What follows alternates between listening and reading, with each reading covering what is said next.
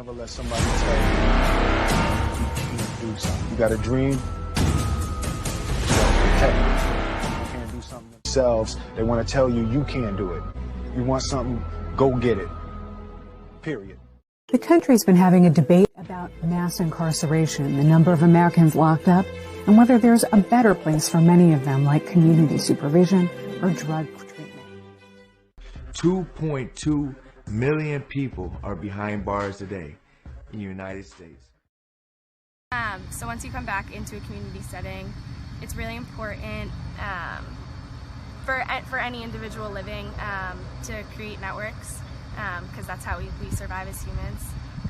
But all of those networks are severed once you're incarcerated, and we don't give people the opportunity to rebuild them because we take away so many of their rights. What are one of the reasons why you haven't had that conversation with me yet? Because, first of all, when I go there, I'm in a prison, and there's 99,000 ears around. Even to God, they may have microphones on the seat, I don't know. But as being his mother, I would like to look him in his eye, one-on-one, just me and him, and ask him, did he do what he was accused of? Some things you can't limit yourself, hey, I got a record. Well, if you got a record, you need to focus on working for yourself. There is a disconnect there. In the criminal justice system, there's a disconnect with how blacks and whites are treated for the same crime. There are real issues here. So first thing you have to do is understand there's a problem. Then the second thing, how do you fix it? Back into reality. You know, I'm offering y'all pieces of my life.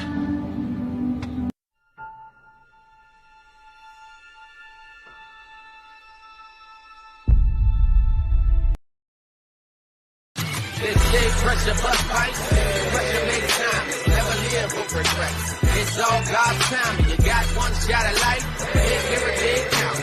This is what my happiness about. This is pressure bust pipes, pressure make time, never live with regrets. It's all God's time, you got one shot of life, make every day count. This is what my happiness about.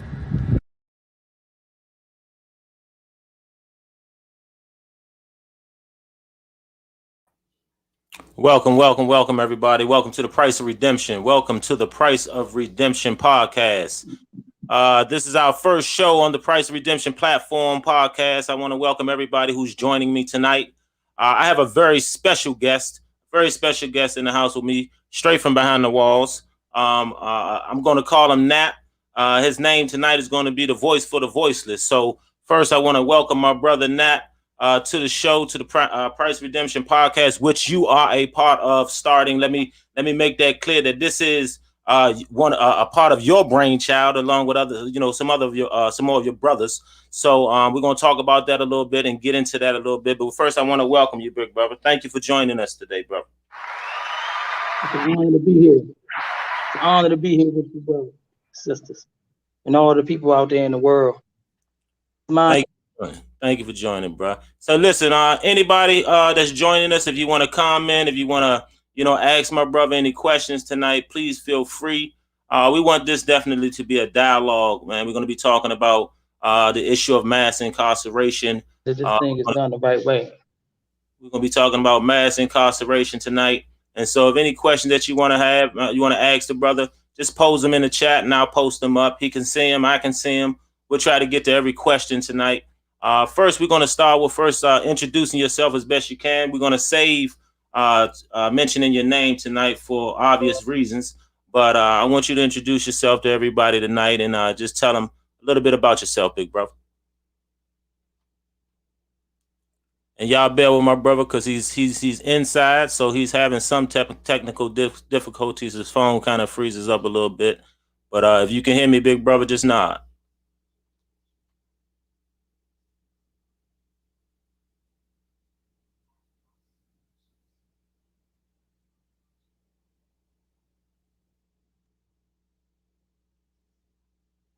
There you go, big brother. Hello? Yeah, you good. So just go ahead and introduce yourself to the people, man. Tell them a little bit about yourself. I'm having technical difficulties, first of all, because I can't hear you that good, but man, by and through God's permission, man, we're going to make it through this. Inshallah. So tell the people. For today's show, specifically, I can't hear you. Go right ahead, big brother. Go ahead. You good. Go ahead. So for today's show, I'm just gonna be the voice for the voiceless. And just to tell you a little bit about myself, I've been incarcerated since a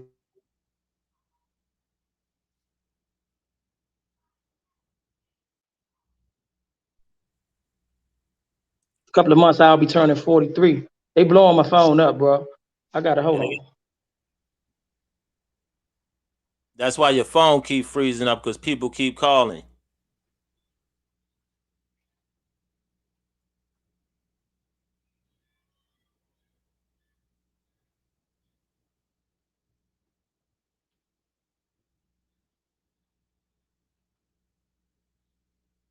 If anybody's watching this show, if you're calling the brother, man, don't call him, because you messing up his feed. Let's not forget, he's inside. He's behind the wall. But this is my good brother, Nat. He's been incarcerated over 20 years right now. He's a little younger than I am. He's about, I'll be 47 in about a week. I know he's, I think, 43. Yeah. I see you having some technical difficulties, brother. So I was just telling the people a little bit about yourself. But you go right ahead. And like I said, I came to prison at the age of 19. At the time, I was an immature kid, and I didn't even really realize the journey that I was embarking on. I initially came in with a 3-year sentence. 6 months to the completion of that sentence, I was re-indicted for first-degree murder, went to trial, subsequently was sentenced to 31 years and 8 months to run consecutive with that 3-year sentence that I had already done, which basically means the 3 years don't even count towards it. I'm just glad at the time that I was so ignorant and so foolish that I didn't even realize the journey that I was about to embark on, because I probably would have, I had no telling what my mind would have did at the time. This is not a place for people that are mentally weak. I've seen people do 6 months in here, man, and break. So I'm just thankful, man, that I had the strength and the fortitude to make it through on the other side. And now it ain't as long as it's been, and I can see the finish line, man. I'm thankful for that. All praise be to the Most High. All praises, man, due to Allah, man. Do you have a release date as of yet? I have a release date, and it's coming up in 2025. And bear in mind, I'll be 43 real soon. So I lost my 20s, I lost my 30s, and they were working on taking my 40s. But those are the losses. I disconnected with my family. When I look at my mother, I look at my parents, they're getting older. My brothers passed, my grandmother's passed. Everybody seems like they're dying. All of my so-called friends in the world, like they're gone now. And I used to think that that was a bad thing, right? And it's a sad thing, but I don't know necessarily if it's a bad thing, because had I been out there with them, there's no telling where I would be. So I'm thankful, man, that I lost my 20s, my 30s, and close to my 40s, but I won't lose my 50s and my 60s, be Allah's will. So the journey continues. But with all those losses, go ahead. I was going to ask you, with those losses, can you talk about some of those gains, some of the things that you've gained? I can also talk about some of them gains. Talk about that, because I believe that throughout the process, I gained a peace of mind. I got an opportunity to tap into myself. I got a chance to my father passed in 2011. I got a chance to build a relationship with him like no relationship that I ever had with him in my life. I gained a beautiful family. I now have a fiance. I now have 2 children. And they not my biological children, but like my daughter always tell me, they my real children. She told me, you're not my biological dad, but you're my real dad. She said, and I knew that when I first came to see you. And that touched my heart, because that's the same way that I feel about her. And so I believe that that was very much a gain. It gave me a chance to tap into my creativity and manifest some of the thoughts and ideas that I didn't have the courage enough to manifest when I was out in the world. Because we were always taught to not have any confidence in ourselves and no confidence in our dreams, and conditioned to believe that all we could do is be dope boys, robbers, and killers.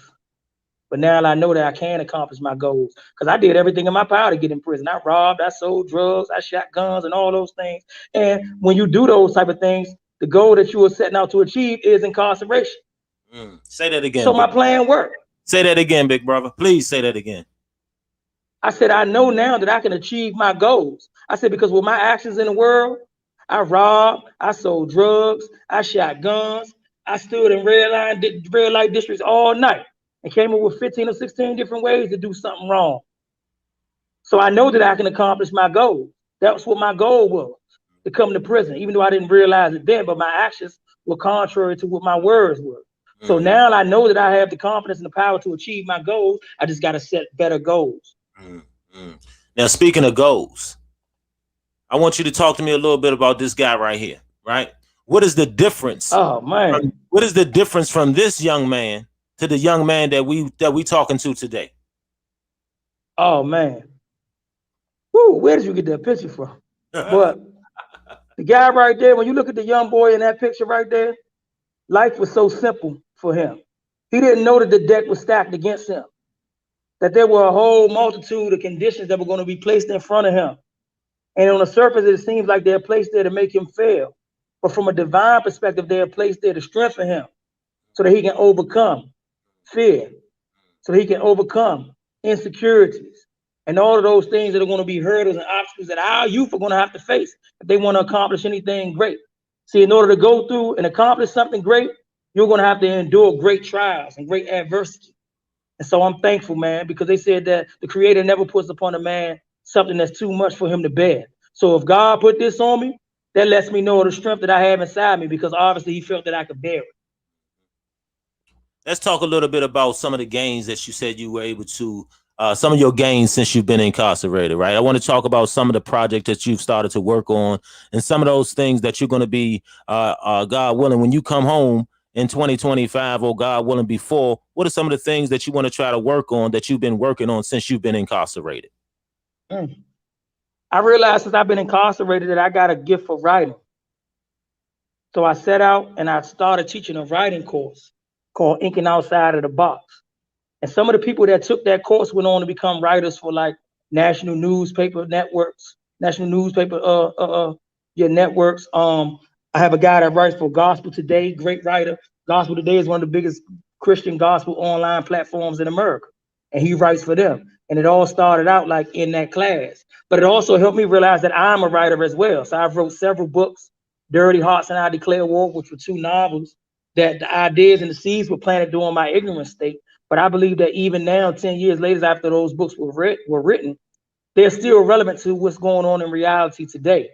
I've also wrote a children's book called The Rainy Day, which is in stages of completion. I wrote a love story called The Love Bird, which talks about the journey and the struggle of relationships and a family. I also wrote a time management guide called The Fool's Guide to Doing Time, which is a time management guide. Because a fool is one who is lacking in good sense and sound judgment. And sometimes when we don't have good sense and sound judgment, we don't really do a good job of managing our lives, prioritizing our dreams. So we have a lot of purpose sometimes without any motion.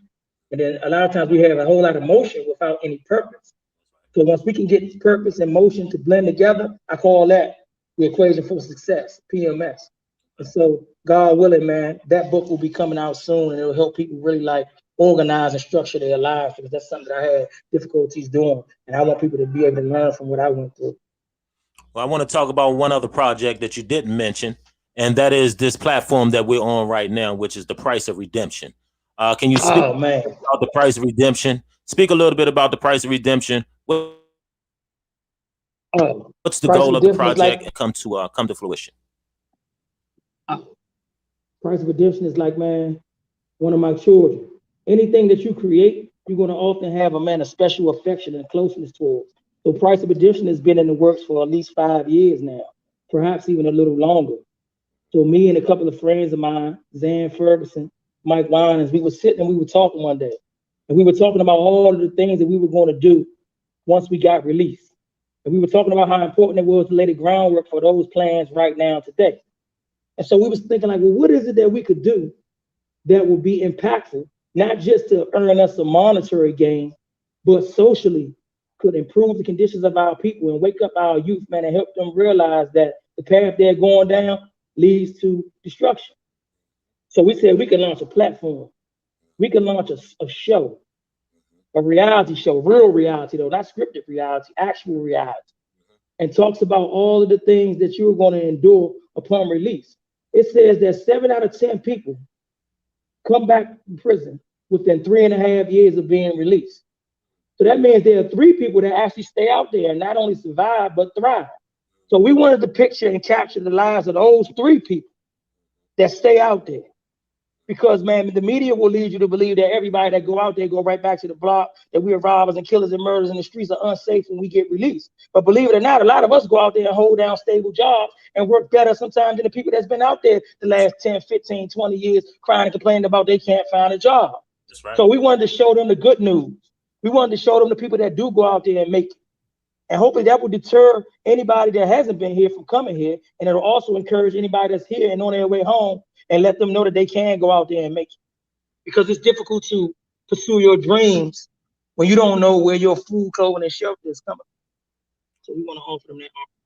As my father says, it's hard to see the what does he say? It's hard to see the forest when you're standing in the trees or when you're standing in the woods. Right. Hard to see the forest for the trees. Right. That's right. That's right. So another question I wanted to ask you is, you say you've been incarcerated over 20 years. How many prisons or how many institutions have you been in since you've been in? I believe that this is my 13th institution right here. So I started out in the DC system. I went all through Lawton, a couple of locations in Lawton. And then when I got re-indicted, because I came in 97, but this case got brought up in 2000. So I had to go back through the DC system again now. This is during the time when Lawton was closing. So DC prisoners were being contracted through the Virginia state system at the time. So I had to go through the Virginia state system and then filter my way into the feds. And I've been in the federal system now for like the last, I guess, since 2002. You talk about 19 years. And I'll be at 24 years total in July. 24 years total. 24 years total in July? 24 years total in July. I can't hear you that good either. Okay. I'm gonna try to fix maybe technical difficulties on my part, but we won't work through it though. It's all good. Can you hear me a little better now? Come on, I'm gonna work with you. Come on, I'm with you. I can hear you a little bit. That's enough. Okay, cool. So listen, that's a life lesson right there. Sometimes we can't hear, because if we can't hear the voice, we can't follow it. So I gotta be quiet and just sit still long enough to hear what you're saying, even if it's just a whisper. That whisper provides a spark. And once I tune into that frequency, then that voice will begin to grow a little bit. I appreciate your patience with me, brother.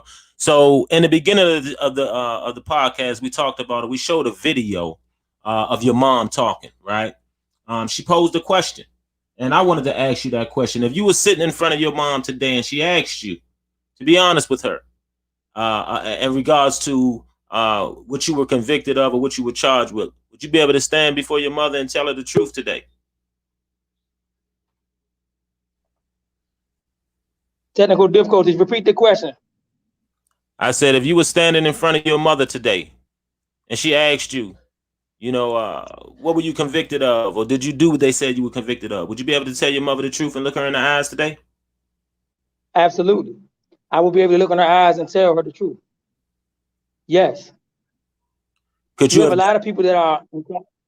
Could you have answered that question to her truthfully 10 years ago?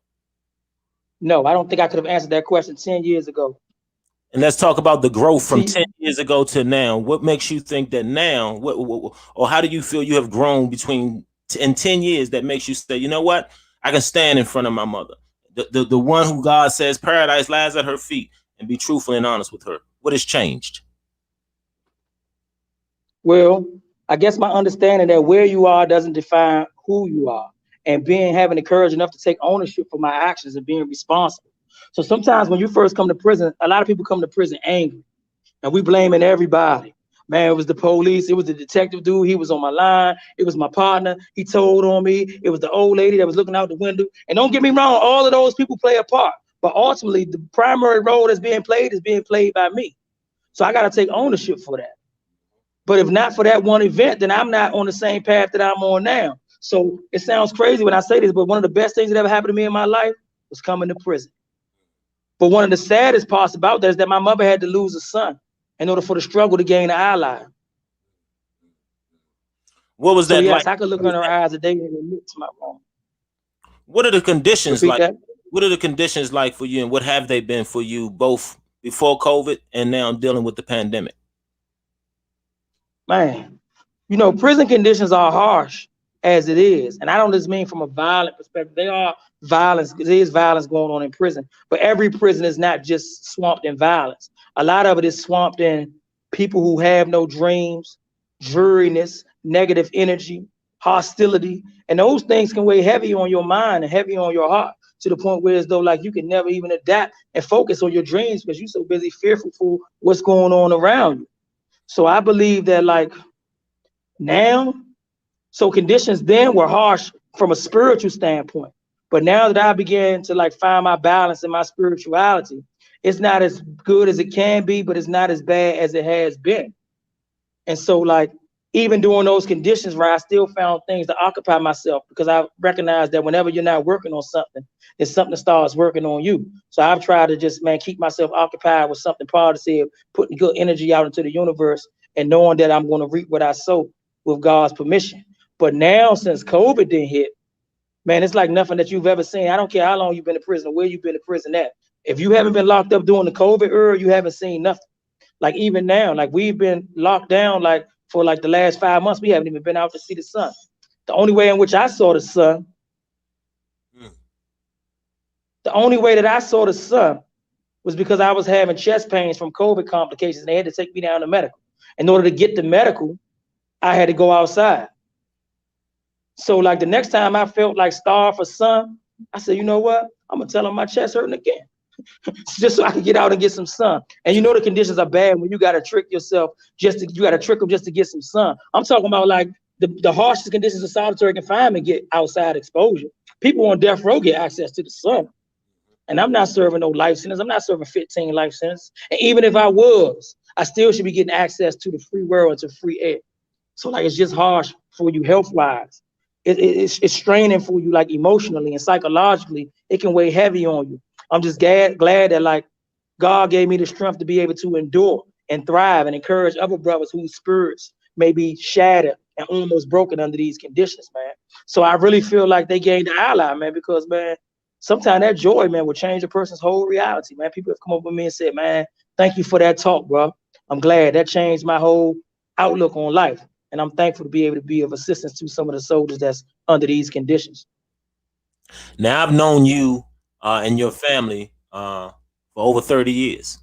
I remember the day that you and I met. You and Dave, you and your brother, man, was my walk home partners, man. I say that, man, and you know, it's not a day that don't go by, man, that I don't think about you. You know, I think a lot that we're able to talk as much as we're able to and stay in communication. But what I want to ask you is, what is some advice that you would give some of the younger brothers, man, that are either coming on their way this way or traveling down that path to where prison may be their destination, or even those young brothers or some of those brothers who are on their way home? What is some of the advice that you would give them? Well, first for the young brothers, I know when we're young, everybody has goals. Everybody has a dream. Everybody has an idea that they would like to pursue. But somehow throughout the course of life, that fire gets put out. And sometimes it's people close to us that put that fire out for us unintentionally. So I would encourage them brothers to just, man, follow your goals, pursue your dreams, and don't allow yourself to be distracted by the people, places, and things that have the power to distract you. I want to encourage them to not go down this path. It sounds real cliche-ish, and you hear people say this all the time. But really, like, this is for the birds, really. Picture a bird in a cage, just sitting around, sharpening up his nest, sipping his little water, eating his little seeds. And like, it's really nothing for him to do in that cage. So he starts to fortify his mind and get ready. And guess what? Even though the bird seems like he's not paying attention, as soon as that door opens, he flies away. But he has a destination in mind. So now that you are out there and you've seen the harshness of being in here, you can skip this part of it, learn a valuable lesson from people like myself, and then go ahead to pursue your dreams. Contrary to what they're telling you in them rap videos and all that, man, being in the streets, that's a dumb man's hustle. It's so many ways to get money. It's so many ways to cultivate your ideas. The world is full of people that's waiting. They dying to give money to people that got great ideas. So you don't even got to have a whole lot of money. Just have a whole lot of discipline and have a decent idea, man. There are people that are willing to help you. There are programs that are willing to give you money. There are people that are willing to give you assistance. As long as you're willing to be an asset to their lives, nobody wants to be a liability. Nobody wants you going out there lying on their couch all day, playing with your feet, thinking somebody gonna take care of you. This ain't the 80s. Ain't nobody gonna take you shopping and give you $10,000 and buy you no car when you get out there. So like I would just encourage them brothers, man, to just stay on the line, man. Go out there, man, and really have a genuine desire to do the right thing. I know brothers that have done 10, 20, 30 years and they out there thriving right now. So don't tell me it ain't no jobs out there. You're just not looking in the right places or talking to the right people. And even if you are, you might not be putting out the right energy, you know? Let's get back to Price of Redemption Project a little bit. I want to talk about that a little bit more because I know that's your baby. I know that's where your mind and where your heart is right now. So talk about Price of Redemption a little bit. What are some of the things, or what are some of the future, the near future goals that you would like to see this project take on and get to? Well, I really want us to embrace the issue and address the issue of mass incarceration. There are about 2.2 million people incarcerated in the United States of America.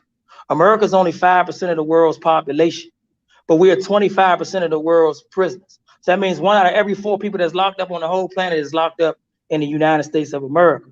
It's a great negative stigma that's attached to being incarcerated.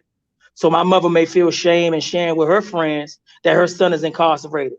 Or your daughter may feel shame and sharing with her friends that her father's incarcerated. Or your wife may feel shame and sharing with her friends that her husband is incarcerated. But guess what? 1 out of every 7 families got somebody in their family that's incarcerated. So the very same people that you're scared to talk about, they're scared to talk to you about somebody that's in their family. So it's no longer just affecting the Black community, even though it's affecting us disproportionately, but now it's become a widespread problem that's affecting everybody. It's an American problem now. And so we got to create a platform for us to have this very grown up, mature American conversation. And we got to be real and we got to be honest with ourselves. We got to let our people know the conditions of what's going on out there and what's going on in here. Because a lot of us, when we call our peoples, man, we talk about the wrong stuff. What you doing? I'm holding it down for the block, baby. You know how I do. How you doing in there? Either you act like you're doing better than you're doing, or you act like you're doing worse than you're doing. But we got to be real and start just telling them what's going on. Like this ain't living. This ain't living. This is for the birds for real. But the blessed part is that we get the opportunity to determine what type of bird we become while we under these conditions. You could be a pigeon, just sitting up there, man, clucking away, wasting all your time. You could be a bird, gossiping and talking about everything that you see. You could be an eagle soaring above the confusion, or you could be an owl and sit back and be patient and gain wisdom and learn from this whole experience. So yeah, it's for the birds, but blessedly we get the opportunity to determine what type of bird we are under these conditions. And when that gate fly open, have a direction in which you're traveling. Have a direction in which you're going. Don't go out there flat-footed. Know what you're going to do before you get out there. That's right. If you're out there now and you're still alive and you free and you listening to this right now and your life ain't going the way that you think it should be going, guess what? You got a chance to turn it around today. You got a chance right now today. You don't want to end up in here. Dude told me the other day, man, you got 24 years, man. How you do 24 years, man? I said, you know how I did 24 years? First of all, I did it one day at a time. That's the only way you can do it. And second of all, I realized that the man with no shoes was miserable until he met the man with no feet. So I focus on the people that got 24 life sentences. It's people in here with 50 life sentences, 95, 100 years. They never going home. And I only got 4 years left. And I be like, man, I only got 4 years left. Inshallah. My niece told me yesterday, I don't know how you do it. My father said, I would have gave up everybody I know and told them everything they want to know, right? And I said, I'm glad that it wasn't him chosen for this journey.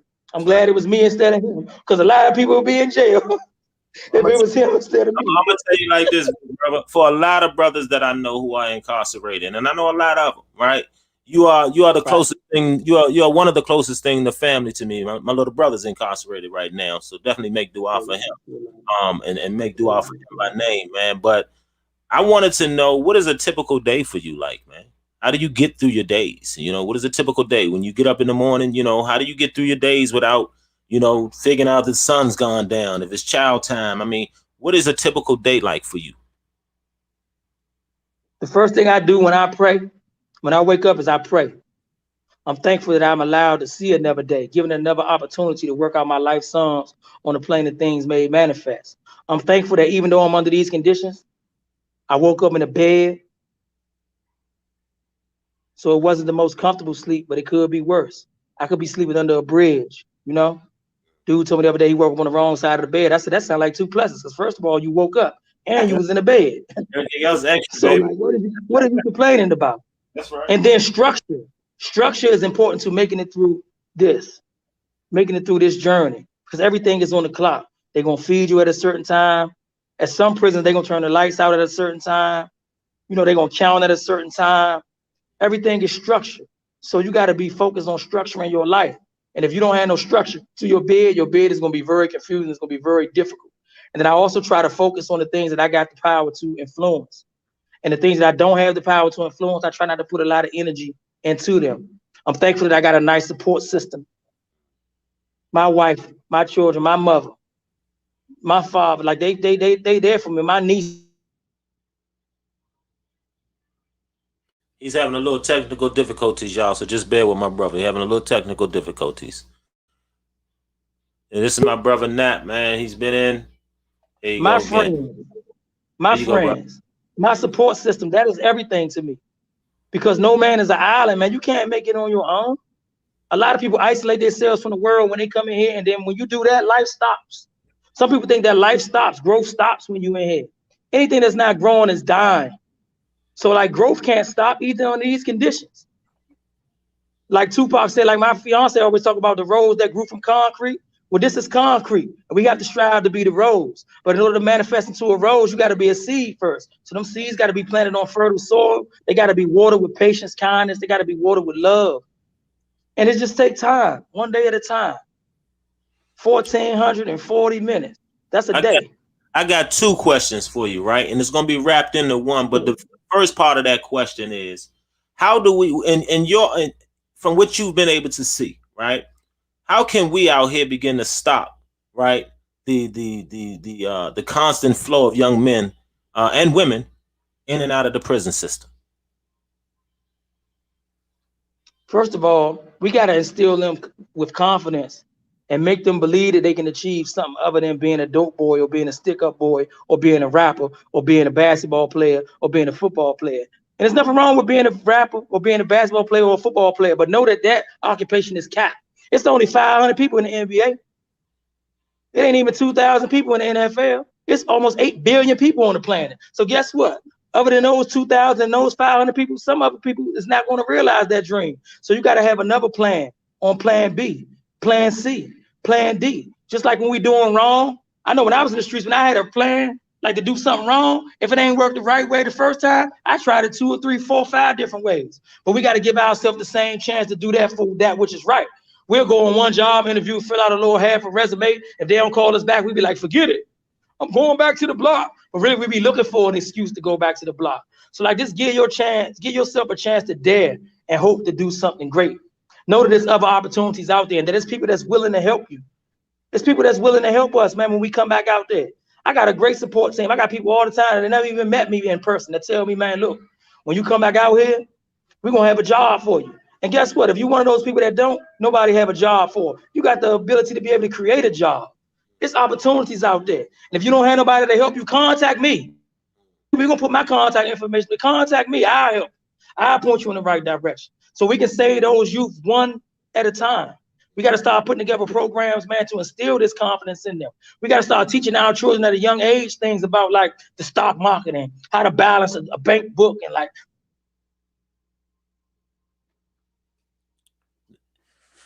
Bear with us, y'all. Bear with us. Bear with us, man. My brother is gonna be right back with us. He's just having some technical difficulties, but here you go, right here. A lot of times we don't learn. A lot of times we don't learn, excuse me, y'all, technical difficulties. A lot of times we don't learn those things in school that are useful to us. Go ahead, bro. No, you good. I was just telling you, you good. Keep it moving. Go ahead. I was telling you. So we don't learn those things in school.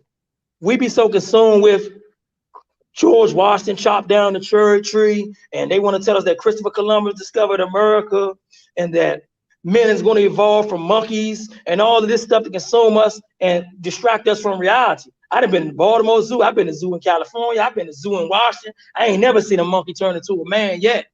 I ain't never seen a naked man wake up in a cage that was a monkey last night. So let's stop getting distracted, man, by a lot of this other foolishness, man, and start focusing on setting some dreams and some goals and showing some love and showing some support to our children. People that support their children, man, they cultivate their dreams. Y'all excuse my brother. He's experiencing technical difficulties. He's giving us a lot of good wisdom, a lot of good knowledge that's coming from my brother. Here he goes again. I'm gonna add him right back. There you go. There you go, brother. Go ahead, man. Keep it When moving. our children, just think about it. When our children get to beating on the table, you know what we say? Stop beating on that table, boy. But somebody that's cultivating their child dreams, you know what they say? You beating on the table? Oh, let's get him in the drum. Let's get him a drum set. Let's put him in a music class. He might be on to something. You know what I'm saying? Instead of our mothers and our fathers telling our daughters, drop it like it's hot, girl. You know what I'm saying? Teach her to do something that's productive. Teach her to do something, man, that's going to instill confidence in her. She'll understand beauty. She'll understand love. She'll understand support. And all these things, man, that our women are being deprived of because of the men that they spending their time with is doing them wrong. So like, I got a daughter now. I got nieces now. I got little cousins now. And I got to be a good example of as a man to them. So they can know how to be treated by a man. They'll recognize a man when they see one. So if we being poor examples, we keep listening to what them rappers talking about. Half of them ain't even doing what they saying. And I ain't talking bad about them, but I'm just being real. We'll talk about Lil Wayne and all this fly stuff he said, but did you know that Lil Wayne went to college? We talk about Lil Jon and all this. Yeah, he making a lot of noise. Seems like he's drinking his water in that cup, though. He's very educated. So let's pursue an education. And I don't just mean an indoctrination, learning what George Washington did and what Abraham Lincoln did and all that. But the root word of education is educe. And educe means to draw out of you that which is already in you. So let's tap into the human spirit of our youth. Let's inspire them to dare and do wonderful things. As men, that's an acronym: motivate, educate, and nurture. And this is what we have to do for our youth. We got to do that, man. We're responsible for saving them.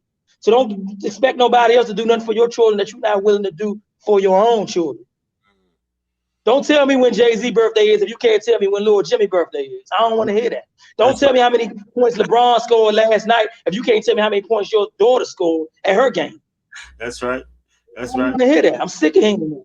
I'm sick of people calling home from prison glorifying what's going on in here. You sending pictures home like you doing good, but you got on my glasses, you got on his chain, you got on his Timberlands, and you got on his watch. Stop it. Let's tell them what's going on, man. Let's be real with them, because they're not gonna respect nothing that ain't real. The era and time in which we live in, the kids smarter than us now. They know when we faking, they know when we lying, they know when we going through something. So let's just be honest with them. Let's give our children raw law. Let's give them the truth. Let's arm them with the right information, the proper amount of love and support, and trust that they're gonna make the right decision. Just say no era is over. That ain't work for us. Somebody tell you just say no, you're gonna find a creative way to say yes. That's right. Just out of curiosity. So we gotta do the right thing with our children and do the right thing with ourselves. Man, you know, as I listen to you, big bro.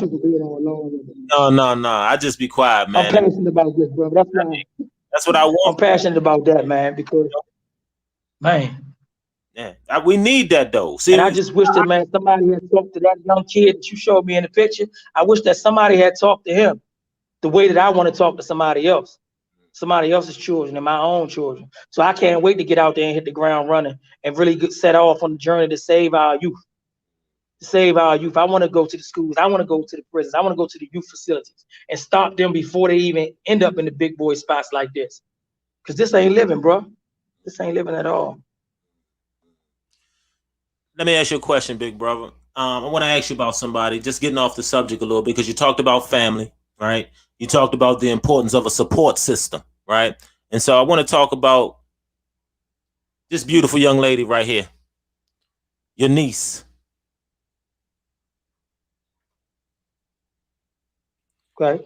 And I want you to tell me what she means to you and what type of example, right, that you want to set for her, God willing, that you see the streets in another 5 years. He'll be right back. Just technical difficulties, y'all. Technical difficulties. Bear with us, man. He's behind the wall, and so you know the internet connection is not that great. So he's coming back right back with us. Here he is right here. So talk to us about your niece, man, and the examples that you want to set for her once you touch down. Man, I often get emotional when I think about my niece, because she's had, I think that you think my journey was tough. Like her story is tough too. So not only did she lose her father, my brother, who passed in 2014, but then she lost her mother, who passed in 2017. She just turned 10 years old last month. She's smart as a whip, but I can slowly see the impact that this secular world is having on her. I can see her constantly want to listen to the same music that everybody listens to. I can see the people around her telling her the same things that we don't want to tell our daughters. Drop it like it's hot, girl. Tell them kiss your butt, girl. Tell them do this, cussing and all the same foolishness. And if that becomes a part of her everyday routine, that's going to become a habit. If that becomes habit, then it's going to become a part of her character. And it becomes a part of her character, then we know it's going to become her destiny. So I want to just, man, help guide her in the right path, not by telling her what to do, but by showing her what to do. And not just by talking to her, but also by listening to her. Because we have a problem always saying the way that we're going to save our children is to tell them this and tell them that and tell them this. And that's going to work to a certain degree. But guess what? We got to shut up and listen to them sometimes. Because our children may be trying to tell us something, man, that we're moving too fast to hear. So sometimes we got to, instead of asking them what's wrong with them, we got to ask ourselves, man, what the hell is wrong with us that we can't hear and understand what you're going through? So we got to give them a kind heart, but we also got to give them a patient ear as well. And I just want to be a good example for a man for her, a good uncle, and in some ways even a good father to her, because she don't have a father figure. And I want to be that for her, and not just for her, but for all the youth. That's what God placed on your plate right now, man, and that's what's written for you. So you know that's your responsibility. So you know I know you're gonna set the best example for her, man. God willing, man. Once you touch down, I want you to speak a little bit about your brothers who helped you out with this, who are a part of this project, the Price of Redemption project. Did you all, meet up in the federal penitentiary? How did that work? How do you all continue to, stay in contact with each other? Let's talk about your brothers a little bit. Oh man, hey, listen, that picture right there is a powerful picture. So if I'm gonna talk about anybody in that picture, I'm gonna have to start with Zan, my man, Big Zan, all the way on the left. So he's the first one that I met. Me and Zan was in South Carolina together doing time. And when we were in South Carolina, we used to walk the track every day. You know what Zan tell me? Man, I would love to go to a low. He said, but they told me I ain't never gonna make it to a low. He said, the only thing I want to do, bro, he said, is get out there, man, time enough, man, to see my daughter graduate. He wanted to see Nelly graduate. That was one of his biggest dreams. I'm talking about, he used to shed tears. We walked the track about her, and I felt it. And the next thing you know, when I rolled out from South Carolina, I ended up, man, in the mountains. And he ended up way up in the cold, way up north. And we used to find our way, I don't want to go into detail, we used to find our way to correspond and talk to each other. And so then one day, I get a letter from him. And I had made it back down closer to home. And come to find out, the letter was coming from the same prison that I was at. And I'm like, hold up. He said the prison letter all the way out to the world. It came all the way back, and we in the same prison, right? Man, I was just so happy to see him, man. Man, I felt like, man, a long lost brother, man. That's my big brother, man. So we hugged, man. We built every day together. We built every day. We walked every day together. We did everything together. You know what I mean? The second person I met was Pep, which is in the middle. I met Pepsi, Daryl Brodell, good brother. We worked in Unicor together. We call it slave labor. They had us on the old Charlie's plantation, man, breaking down electronics together. But as we was breaking down, we was also building too, because we was communicating. And we was talking about our dreams. We was talking about our goals. And he was talking about, man, the transportation company that he wanted to start, him and Rob. Rob ended up moving in my room and became my seller. Me and Rob was sellers. I remember when I wrote my first manuscript, man, Rob went to the hole. I went to Rob homies, man, from New York. I said, listen, man, your homie got my manuscript in his locker, man. We're going to have to break up in that locker and get that book about it. They keep saying, he ain't coming back. They like, I don't know about that. I said, bro, we going in that locker, right? So one of his partners was like, come on, I'm going to go in there. I'm going to hold you down. I put the stick on there, broke his locker open. Bow, right? And I said, man, if he feel bad about the lock, man, just tell him I'll buy him a new lock, man, when he get out the hole, right? So he got out the hole, right? And guess what he said? He wasn't even mad about the lock. He said, man, first thing I said was, man, I got that man book in my locker, man. I hope he got sense enough to go in there and get it, right? I went and got that book, right? That's great. That was your lifeline at the time. Yeah, I also got to mention. Huh? I said that was part of your lifeblood at the time, you know. That was part of my lifeblood, man. That was one of my kids. So then I got to talk about Mike Wine. So Mike Wine is beautiful brother inside and out. So we started working in Unicor together. But prior to that, we had both took a writing course. Like I told you, I'm a creative writing instructor, but I only taught every other quarter. So when it wasn't my quarter to teach, we had another instructor, so therefore it became my quarter to learn. So I would often sign up for his class and take his class, so maybe I could learn something else about being a creative writer. And Mike was in the class with me at the time. But I don't know that this Mike BB and CC nephew. I don't know this because I don't be name chasing and stargazing. I just don't do that, right? So I never even asked the guy's name. So we was in class one day and I read a piece from one of my books. So then the following week, he pops up in Unicorn. He working Unicorn now.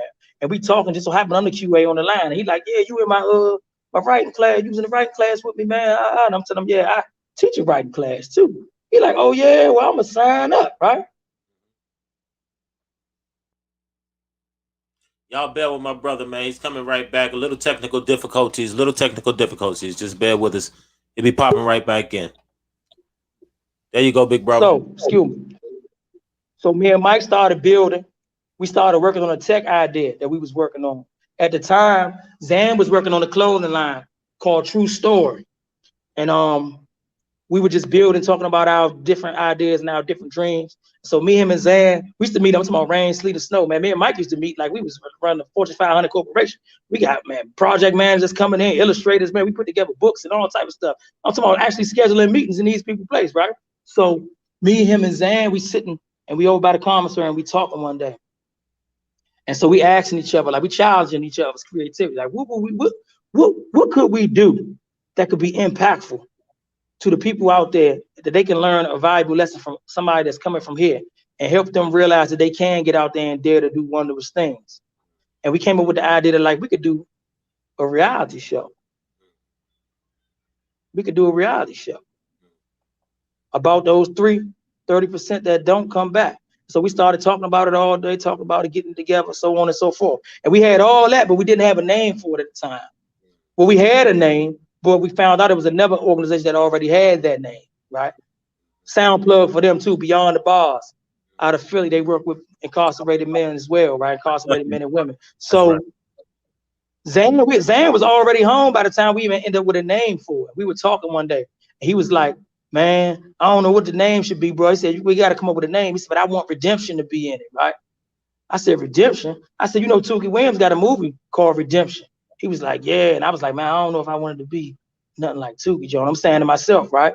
And I'm asleep one night. And then I had a vision. And when I woke up, some questions was heavy on my heart. And the questions were, what is the price of success? What is the price of love? What is the price of freedom? What is the price of redemption? And I said, that's it, the price of redemption. And I sent it to Zan. I said, bro, I got the name, the price of redemption. What you think? He said, I love it. He said, I think we should take the off it though. That sound like became price of redemption. That sound like Zan. Take the off it. That sound like Zan. I love it, bro, but take the off of it. And when we talk, I thought that was it, bro. When we talk about the price of redemption, right? It's an act of redeeming or state of being redeemed, to free from the consequences of sin, to convert into something of value, to make good a promise by performing, fulfilling, to ransom, free, or rescue by paying a price. Price of redemption. And so when we talk about the price of redemption, you know, we talk about what is that price, you know, ultimately that one has to pay after serving their debt to society. And, you know, as we see now, you know, that price is pretty steep and it's pretty heavy. And so we definitely want to change the number of our brothers and sisters that's going through that revolving door, to save them the headache of having to try to have to redeem themselves from coming home from the federal penitentiary system. But in thinking about that word redeem, right? What would you like to redeem when you come home other than your freedom? I want my life back. I want my life back. I want my opportunities to be who I dare to be. I want that back. Because once you pay your debt to society, I feel that like you should be, your freedoms as a citizen should be restored just like everybody else's. So like, it's almost like once you serve your time, that debt is attached to you forever. Like in some states, you can't even vote again. Blessedly, I'm from DC, we'll be able to vote. But in some states, you can't even vote again. You can't buy a gun, which means that's part of the Second Amendment to protect yourself. Not that I want to go out there and buy a gun, but if I want to go out there and be successful, and that means I'm gonna have a lot of possessions, then I want to be able to protect those possessions. So like, I want to be able to go where I want to go, take my family certain places, and like, I got places that like me and my fiance talk about going all the time. Like, I'm not gonna be able to go there if I can't get no passport. I'm not gonna be able to go there if I don't get permission from my PO. Like, that's tough, man. especially once I've already paid my debt to society. You know, I've already paid all my court fees. My sentence will be complete. So I want to be restored my rights as a citizen. They said that slavery is illegal. Good point. Slavery is illegal. Slavery is definitely illegal. And so when we talk about price of redemption, we talk about, you know, trying to redeem yourself and trying to gain back those things that you've lost. But for my viewers, you know, so if chattel slavery is being outlawed and if indentured servitude has been stopped, then there's no reason why I should be a slave to the criminal justice system for the rest of my life just because I made a mistake. Everybody make mistakes, but not everybody is given the opportunity to redeem themselves. So like one day at a time, man, spending time with my family and getting out there, reacclimating myself with the world. Like that's what I look forward to, the simple stuff. Sitting on the porch, man, I don't care if it's just sitting on the porch playing with my feet. I don't have the freedom to be able to do that in here. My feet ain't touched the bare earth, man, in 24 years. I haven't even seen the sun in 5 months. Being in here under these conditions, man, during COVID, 5 months.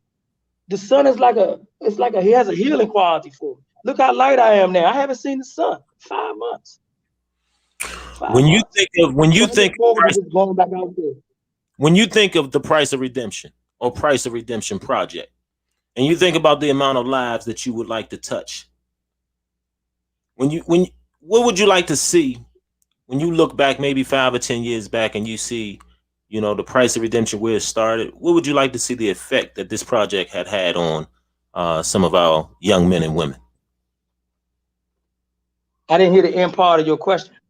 What effect would you like the price of redemption project to have on those that you're trying to reach, the young men and women that we're trying to, you know, save them from going into the federal penitentiary system?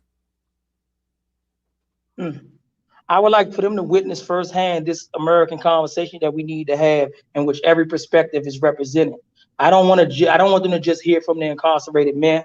I want them to hear from the victims and their families so they can realize the impact that our actions has on other people. I want them to hear from those that are a part of the criminal justice system so they can realize how laws are being made and plans are being laid to malign our future. I want them to hear from them law enforcement officials, the ones that really do protect and serve, and the ones who do put that ride gear on and go out there with the mindset of saying, hey, I'm gonna find me a young male and I'm gonna shoot him down. If he reach for anything, I'm gonna shoot first and I'm gonna ask questions later. And if I can avoid asking questions at all, I won't even do that. So I want them to be able to witness that conversation firsthand so they can hear every perspective being represented. And also, maybe they can add their own perspective. Maybe they got questions that they want answered, because I can't know what's all in the hearts and minds of every young.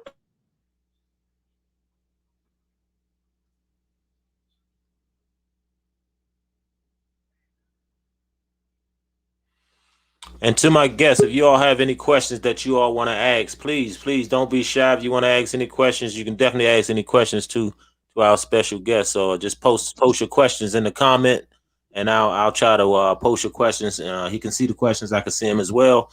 I'll definitely ask the question if you have any questions. Speaking, so you got cut off a little bit. You got cut off when you were talking about when you're making your last statement. So if you want to finish your last statement, go right ahead. And I just want the youth, man, to be able to benefit from this platform. They may have a loved one. You may have a loved one out there who has a unique story. Like I said, it's 2.2 million people that are incarcerated. There are 7 million people that are a part of the criminal justice system overall, counting probation and parole and pretrial.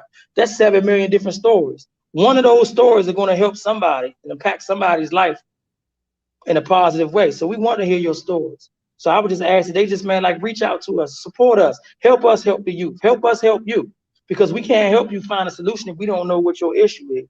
So like, I just want to just walk the walk, man. Sometimes I get tired of talking, man. It'd be frustrating just talking all the time. A lot of our leaders that sold us out in the past by just talking, and everybody pro-righteous teachers until they, and then a lot of time their principles get compromised. So I just want us to be a group of men and women that can't be bought, that can't be manipulated, that really have the welfare of our children in our hearts and in our minds and in our everyday actions, and that we just talk the talk and we walk the walk as well.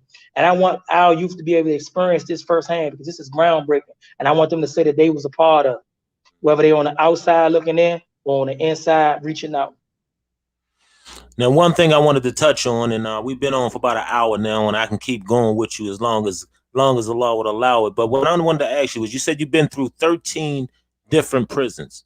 Are you on your way to another one? How much longer are you going to be at the prison that you're at right now? And when do you think you'll be moved again to another prison?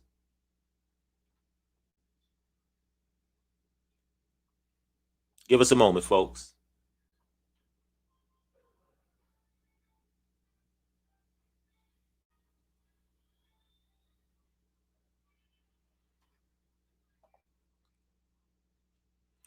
While he's trying to get back together, I'm going to play this little short video on mass incarceration. Even though studies have now consistently shown for decades that, contrary to popular belief, people of color are no more likely to use or sell illegal drugs than whites, this drug war has been waged almost exclusively on Black and brown communities. We talk about realities.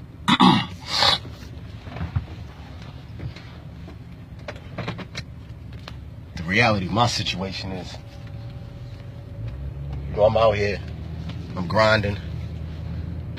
It's all joy and cool 1 minute, and then it's headaches and aggravation the next, So this whole price of redemption thing, it's real. You got dudes coming out here from doing 5, 8, 10, 12, 15 years behind these federal walls, barbed wire fences. And right before they get released, they have nothing. All the resources you need, all the networking tools you need, they're not really available like that.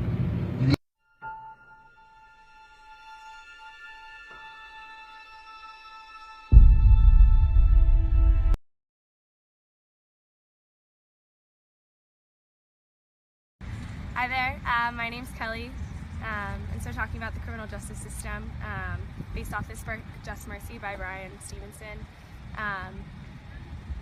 I think I was a sociology major in college, and so I studied the criminal justice system through that channel, and we did a project with the Department of Corrections in Vermont, learning about reentry needs.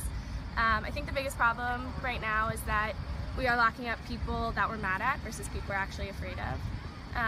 And in order to change that, locking people up for 36 years for a non-offensive crime makes absolutely no sense. Welcome back, big brother. Welcome back, big brother.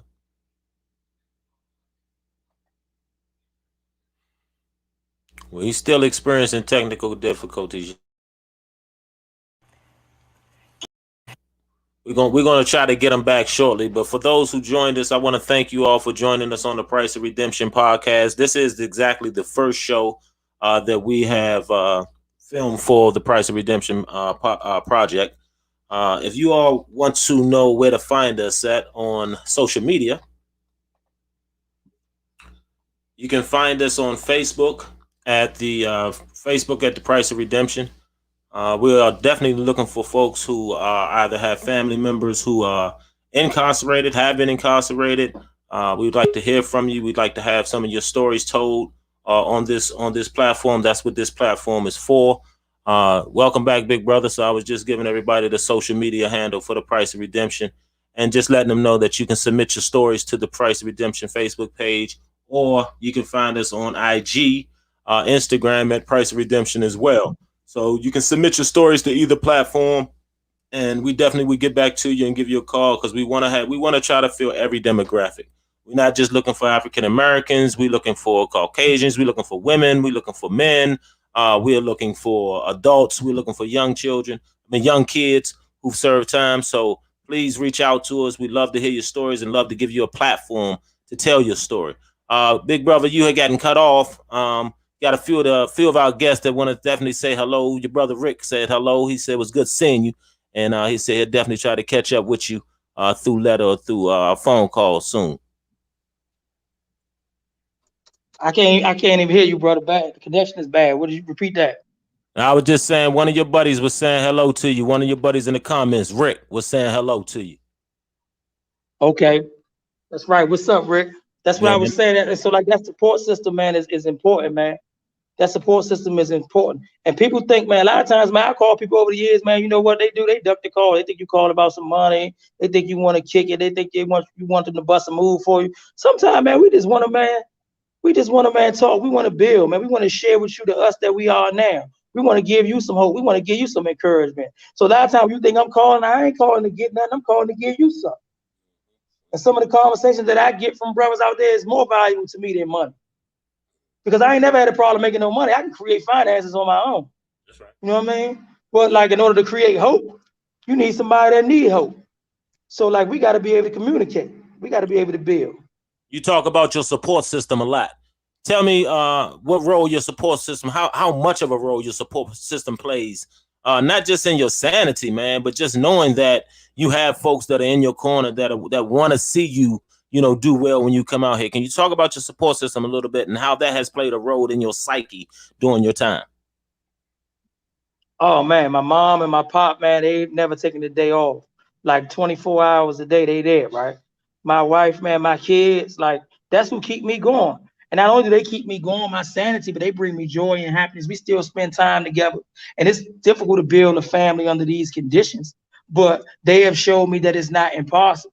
You can build a family. You can build dreams. My sisters, my nieces, all the ones on my father's side, like I have great relationship with them. My nieces was 8 and 9 years old when I came to prison. My younger niece on my father's side, Angel, she was 2 months old when I came to prison. So I'm just thankful that we all have a great relationship now, a great relationship in spite of these conditions. Joel and Janae, I talk to them every day almost. I talk to them every day. My fiance, Shanita, I talk to her every day. My sisters and them, like every day, they write me. They show me love. They make me feel happy. They make me feel joy. And I feel like I'm still a part of their lives actively, even though I'm not physically there. Don't be discouraged when you're in here to the point that you think that you can't be an active part of your children's and your family's lives just because you're in prison. That's only an obstacle. But it's an obstacle that we do have the strength to overcome if we work, because teamwork make the dream work. So we got to work to make it happen. It's not going to be easy, but it's not impossible as well. So I think that support system has, man, made all the difference in the world, and just making me realize that life doesn't stop just because I got pop, Do you feel like being incarcerated has allowed you to better strategize in regards to overcoming obstacles and challenges? Absolutely, because it forces you to be able to have to navigate your way under these conditions, because not everybody here has. Again, I apologize, everybody. We're just having technical difficulties. Again, please bear with us. We thank you for your patience. Thank all of y'all who have been joining us thus far. He is behind the wall, and so the reception isn't the best. He's joining us back again. Here he is right here. Go ahead, big brother. Keep it moving. So just like in the world, not everybody has your best interests at heart, but you can't focus always keep the focus on self. So being in here helps you structure your plans and set out a blueprint for the first 10 steps. I got like the first 15 steps of what I'm going to do upon release. So like I know like what my first few steps are, and I'm going to hit the ground running. I'm not going to be flat-footed wasting no time, because you're not going to be able to pursue your dreams if you don't have no food, no clothing, and no shelter. So like I said, that's another part that my support system plays. I'm thankful that even after a quarter century in prison, I still got somewhere to go and lay my head at. My mother has a house. My wife got 2 houses. You know what I'm saying? I got friends. I got a sister who got a big house. She be like, you can come and stay with everybody. Like, come with me, come with me.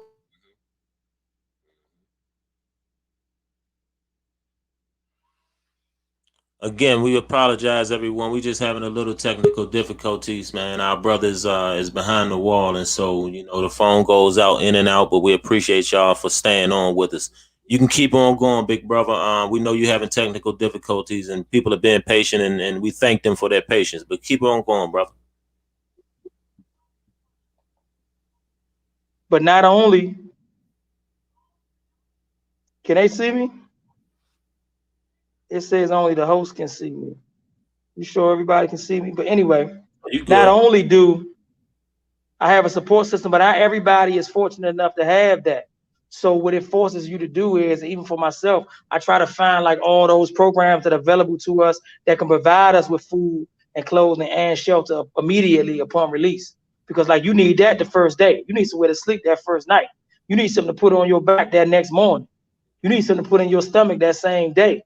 So like that's important, because if you don't have that, then 9 times out of 10, the average person is gonna go back to what they know or what they think they know. So like my support system is in place for me.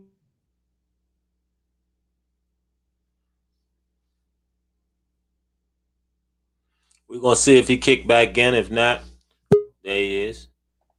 My support system is in place for me, so I thank God for it every day. But like I said, not every. So we got to find those necessary people and those necessary places that do provide us with the things that we're going to need immediately upon release. And so like one of the things I want to do is like have those things in place already for a person get released, so that immediately they can have somewhere to go, a way to get there, and then they can more focus on their dreams, because you can't focus on your dreams if you don't know where you're going to sleep at or what you're going to eat or what you're going to wear. That's just been my experience. What would you say to those brothers and sisters who may not have that support system? What is some advice you would give to them as far as trying to, when it comes to doing their time, doing their bit, or even when they coming home? What is some advice you can give them? Because, everybody don't have that support system. So talk about that a little bit. So the question was once asked, who is responsible for getting you prepared for release? The answer to that question is you. When does that preparation for release start? The answer to that question is the first day that you come in here. So from the first day that you walk in the gate, you're getting prepared to re-enter back into society. Not back to the streets, you're going back to the community. Because if you keep saying you're going to the streets, that's exactly where you're going to go. So there are programs in place depending upon where you live at that can provide you with these things. So if you don't have a support system in place, then find out those programs that you need to contact in order to provide you with these things. But also open up your heart and open up your mind, because there may be people in the world that are willing to meet you now, that are willing to help you now. But sometimes we become so cold and so bitter because of our reality that we're not open and receptive to those people. So therefore, man, the very same people that can help us, our negative attitudes drive them away. I remember I was isolated from the world one time. I wasn't calling nobody, I had a girlfriend. I rarely called nobody other than my mother, right? And I was walking the track with one of my good friends once. Y'all be patient, man. You need to be patient. He's going to come right back. I thank you all for all your patience, for hanging in there with us. And I was walking the track. with one of my partners, man, Eon, right? Shout out to Eon Williams too, man. Your books, man, are great, man. So I was walking the track with Eon, and Eon was like, man, you can't isolate yourself from the world, bro. You got to stay connected to the world out there. He said, because you moving out here, you could be impactful to people out there in the world. He said, but you got to stay connected. He said, because you can't benefit from the world, and the world can't benefit from you as long as you are not connected, And I never forgot that. So this is what I made a conscious effort to do, is start reaching out to the world and start building again. Because we all often have the tools to build, but a lot of times instead of building bridges, we build walls. So we got to be a little more intelligent with what we build and how we build and who we build with. So that's important, man. Talk about this statement a little bit right here. Regardless of your circumstances, don't indulge in being the victim. Learn to take the good from the bad and capitalize on it. Everyone's got problems. As adults, we all have bills. Redirect that energy of pity towards ambition and shake it off. So energy can't be created and it can't be destroyed, but it can be transferred. So we have to take that negative energy and convert it into something positive and make it useful for your life. Stop playing the music at the pity party. Like you said, everybody has problems, and it's somebody whose situation is worse than yours. So just focus on the things that you can affect. Don't focus on all the bad things in your life. Focus on the things that are good about your life.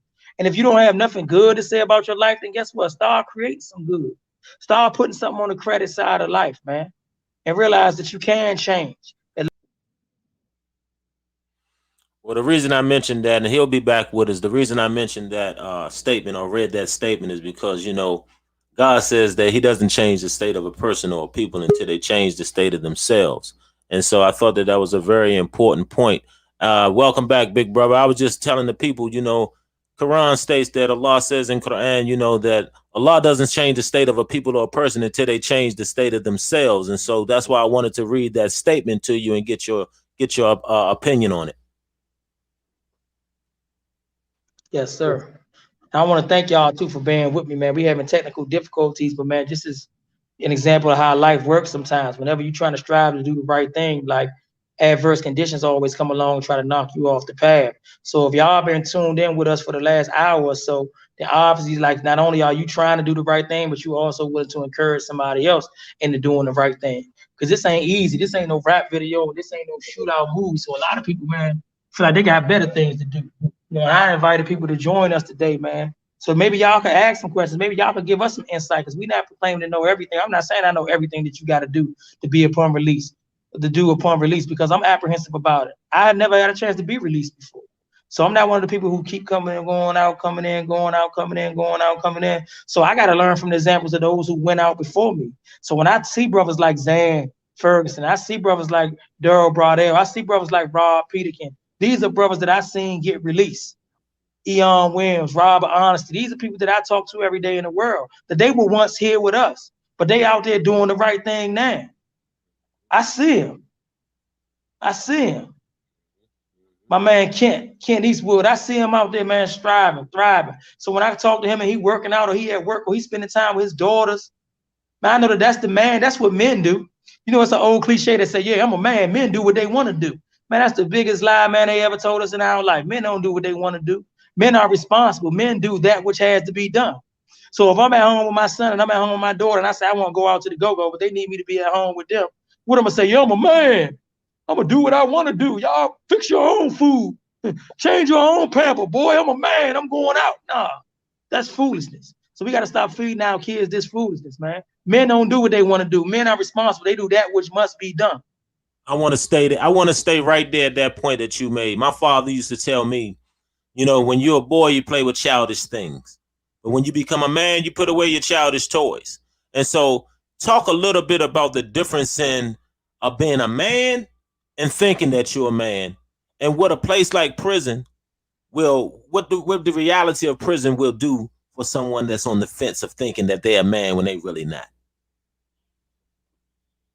It's real eye-opener. Because I done been to some places where like only the strong survive for real. Like, and you could talk that talk, but like it's killers that get killed in the jungle. You know what I'm saying? The jungle is too live. If all y'all lines, that means all y'all strong, all y'all dangerous. But guess what? It's somebody more dangerous than you. It's somebody bigger and badder than you. You know what I mean? So they say that the strong rule the weak, right? But the wise rule them both. So you got to use your mind. It's a thinking man's game. It's no longer about the ones that act hard. It's the ones that's smart. So these places are dangerous, not just physically, but they dangerous to your spirits. They dangerous mentally because they'll stunt your growth. When I was in Lawton, I was in Lawton 3 years. I didn't even have a GED, bro.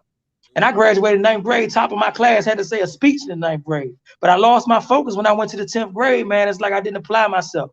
I started telling my mother stuff like, man, I don't need a certificate. No certificate to tell me I'm smart. I knew everything except my own ignorance, And so like, they didn't force me to apply myself in the DC system. As soon as I went to the feds, 3 months later, I had my GED. And you know what my teacher told me?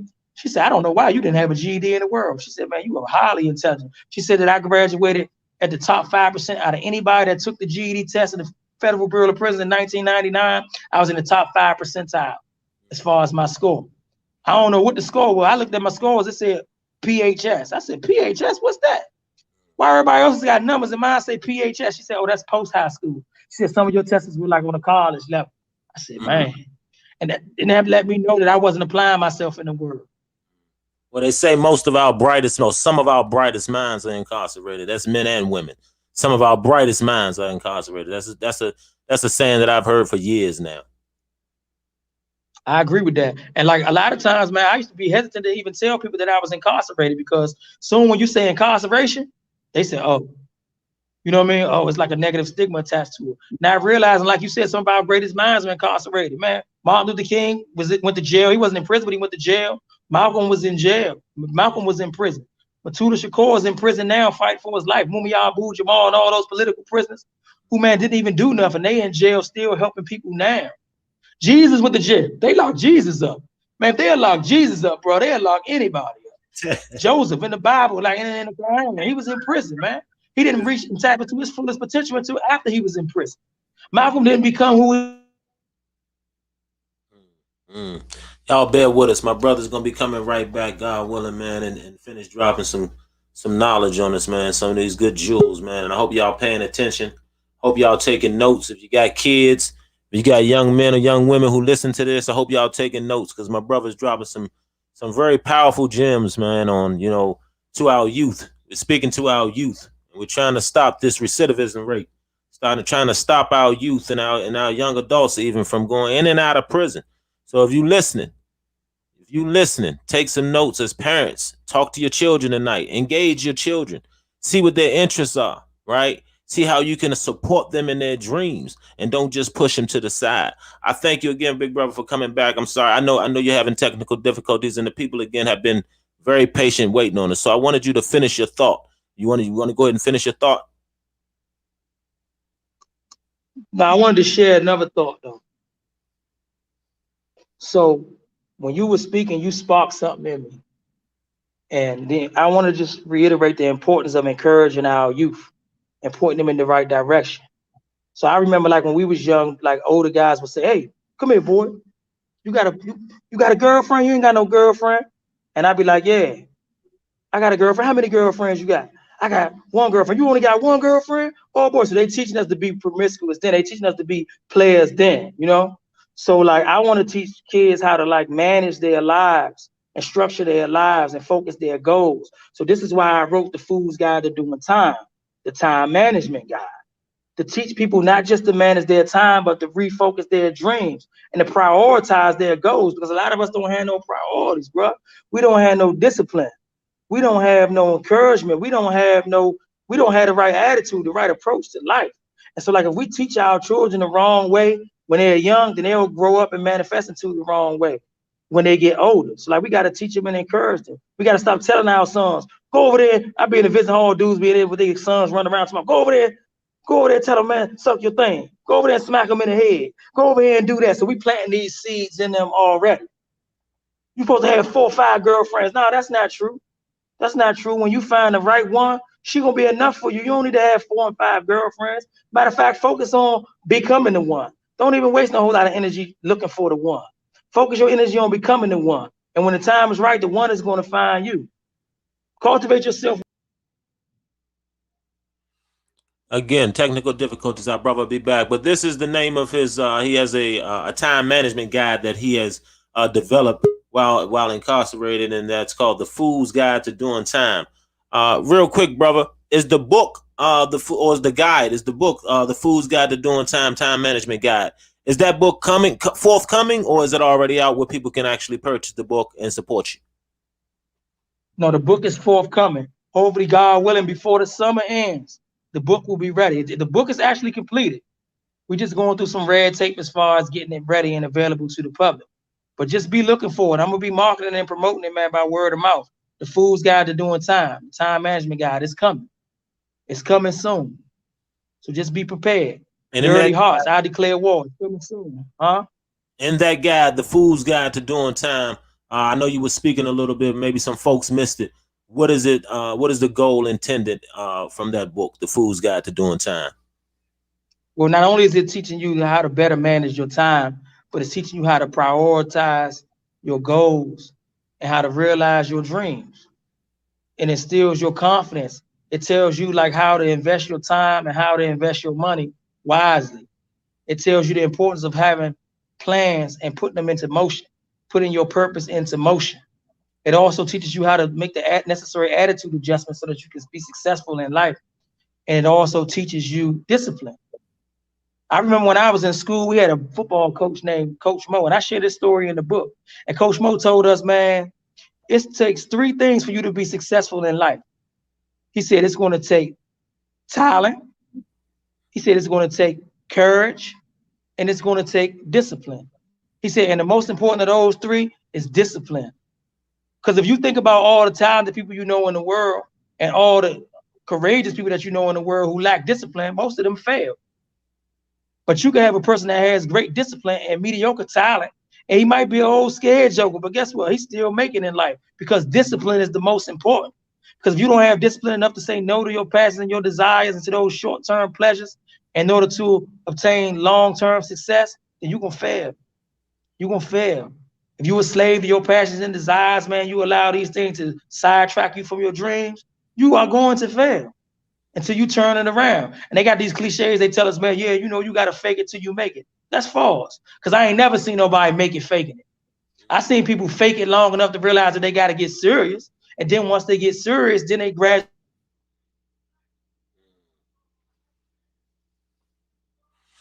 Our brother will be back again. We apologize. But this is just some technical difficulties. We've been getting through it though. We've been getting through it. Keep it going, big brother. Keep going.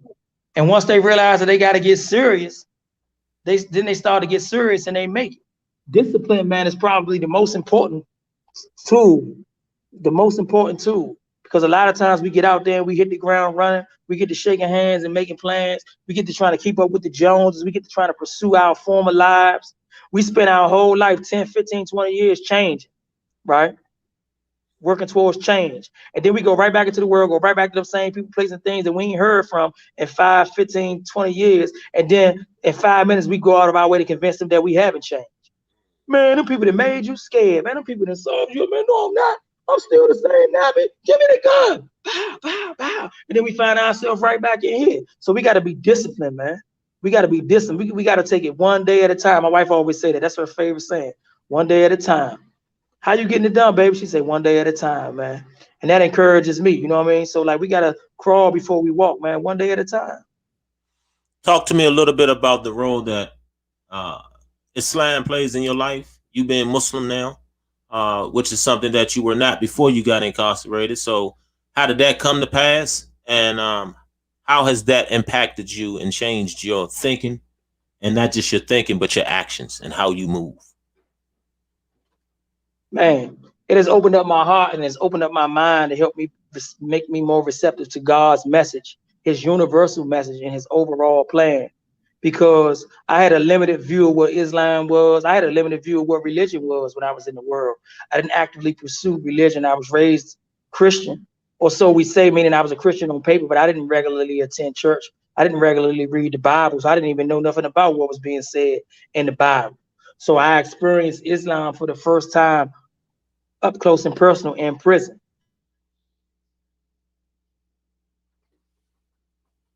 Like so many of our brothers and sisters do, but alhamdulillah, Allah has seen fit to place Islam in his heart. And our dear brothers. Now I've seen people practice Islam, but I've also experienced people practicing what I like to call Prislam, which is their version of the way. And so like I believe that there is no God but Allah. I believe that Muhammad is his messenger and his servant. But I make no distinction between none of Allah's messengers. It said that Allah sent over 124,000 messengers to this earth, and he alone knows the true number. He said every nation, tribe, and tongue, one was raised from every nation, tribe, and tongue, speaking their language so that there will be no excuse. So I'm not going to say that I'm qualified to say who's the messenger and who's not. So I measure the quality of the message. I measure the authenticity of the messenger by the quality of the message. So if it lines up with Allah's divine message, then I recognize it as being true. But the only way that you can know a thing works is if you apply it. So when you apply a thing and you see that it works for yourself, then you know that it's true. So I guess just, man, making Islam an active part of my life, and Islam meaning submission and obedience. And through that submission and obedience to Allah, it brings about peace. So this is why Islam also means peace. And the practical application of peace, we call it Islamism, which is the creed, doctrine, and philosophy of Islam, meaning taking these abstract principles and making them applicable to your daily life. Because you can say peace, but peace becomes an abstract word unless you find a way to creatively apply it to your walk, not just in your talk, not just saying peace, assalamu alaikum, Islam, brother, but saying it and meaning it. And not only meaning it, but giving off that energy as you saying it. Because the proper greeting, man, can brighten a person's day and change their whole disposition. So it says, like, and I'm paraphrasing, it says in the Quran that when one offers you the greeting, that you offer him one better, or at least one equal to it. So if someone greets you, assalamu alaikum, you should say, wa alaikum assalam, wa rahmatullahi wa barakatuh. If you a Moorish brother and somebody say Islam, you should say Islam, my brother. Peace and blessings. If somebody say God bless you, you should say God bless you, my brother. And God's mercy and God's love. You should be enthused. And so they asked the question, like when two people meet at the intersection and both of them are believers, which one greets first? The one that's closest to the curb or the one that's closest to the street? And the answer is the one that's closest to God. I like that, bro. Say that again, bro. Give me that one again. They say when two believers meet at an intersection, they're both believers. Which one greets first? The question was, is it the one that's closest to the curb or the one that's closest in the street? And the answer is neither. It's the one that's closest to Allah. So be the first to greet your brother and your sister. Be the first to admit when you're wrong. Be the first to humble yourself. These are lessons that I learned in going through my relationship and building up my family under these conditions. Because sometimes, man, we be out of pocket, man, and pride will make us not admit.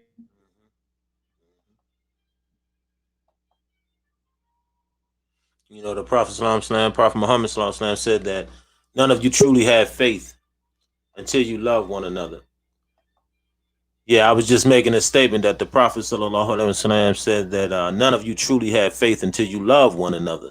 And when we speak that term, that word love, I think the word love has become so superficial and so used in the wrong way these days. But what does loving one another actually mean? It means wanting for your brother or sister what you want for yourself, if not better, right? It means that your neighbors, right, whether they're Muslim or not, they got rights over you, right? So you should treat them with love and with respect, right? You shouldn't do anything to try to oppress them. And if they are being oppressed, then you should stand beside them and fight against that oppression, because the Prophet again said, we fight against oppression no matter where we find it as Muslims. So, you know, big brother, I just wanted to thank you, man. And I wanted to give you the platform for any closing remarks that you might wanted to speak.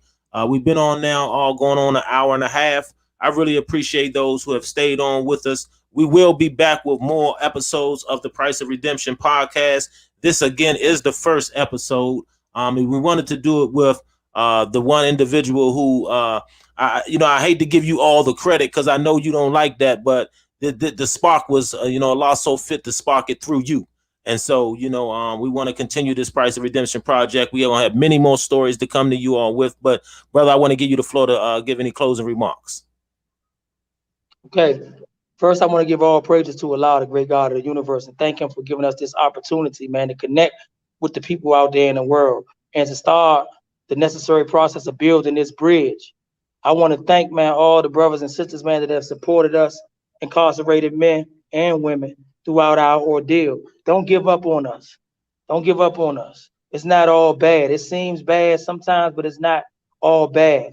I want to thank all of my brothers, man, who were instrumental in helping put this dream into motion.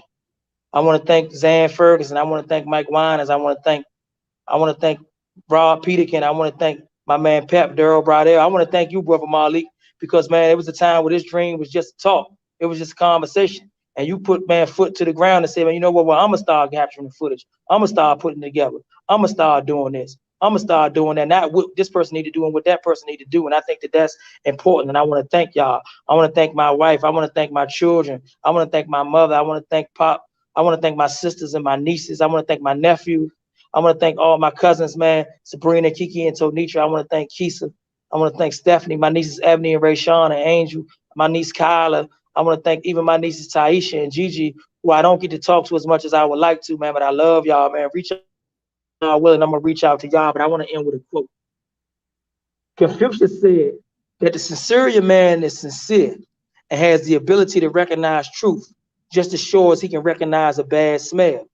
He said that the superior man is watchful over himself when he is alone, for what is true in a man's heart will be shown in his outer appearance.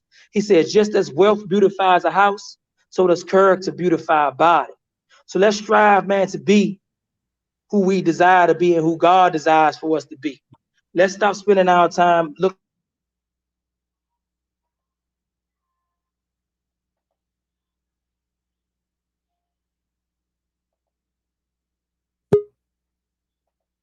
and start spending our time becoming the one. And I want to thank all of y'all listeners who tuned in, man, and gave us an hour and a half of your time hopefully, man, Lord's will, this is just the first installment, and there are greater things to come. But we need y'all support. We can't do it alone, and we wouldn't want to do it alone because it's not about us, it's about y'all, and it's about all of us together. So let's stop building these walls and use those same tools to build bridges. I thank you. Peace and blessings. Assalamu alaikum. Wa alaikum assalam, and thank you, big brother, for joining us again. My brother Nap, man, Price Redemption Project, man. We want to thank you, brother, for coming and joining us today, man. Thank you for having me, man. Honor and a pleasure, brother. We thank you for all the great knowledge you shared with us today, man. So again, folks, we will be back with another episode of the Price Redemption Podcast. Please come back and check us out.